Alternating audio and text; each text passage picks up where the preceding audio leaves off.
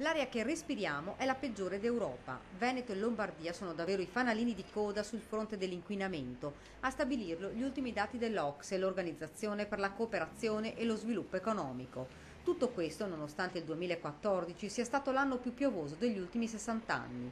La pioggia non ha portato via le polveri sottili, anzi per quanto riguarda il PM10 il 92% delle centraline dell'ARPAV hanno registrato valori massimi, ovvero il superamento della soglia di guardia, cioè i 35 giorni all'anno in cui è consentito andare sopra i 40 microgrammi per metro cubo d'aria.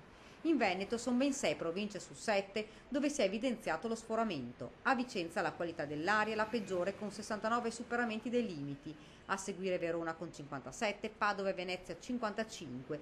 In coda sono rimasti Treviso con 51 e Rovigo 49. A Belluno, pur restando entro i limiti, si è registrato un aumento dell'inquinamento rispetto agli anni passati. A questo, agli sforamenti del PM10 si devono aggiungere gli sforamenti dell'ozono e quindi di fatto non possiamo che prendere atto che come ogni anno il Veneto, insieme ad esempio anche alla Lombardia, è una delle regioni più inquinate non solo d'Italia ma di tutta Europa. Una situazione sicuramente allarmante. Luigi Lazzaro, presidente di Lega Ambiente senza mezzi termini, ha detto che il Veneto è malato e per inquinamento batte capitali come Berlino e Parigi.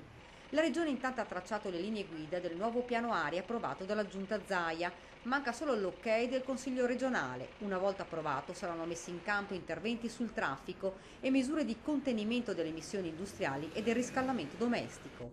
Lega Ambiente ha le idee chiare e chiede misure immediate ed urgenti. Noi chiediamo, sì, che come tutti gli anni vengano fatti i blocchi del traffico, ma servono solo in parte. Se dall'altra parte non si investe sul trasporto pubblico, se la Regione non decide di mettere dei soldi che negli anni scorsi metteva e che nel corso degli ultimi anni ha diminuito sul trasporto pubblico e quindi treni ma anche trasporto pubblico locale, autobus, la situazione non potrà che peggiorare. Intanto si attende il via libera al piano della Regione sperando in un miglioramento della qualità dell'aria.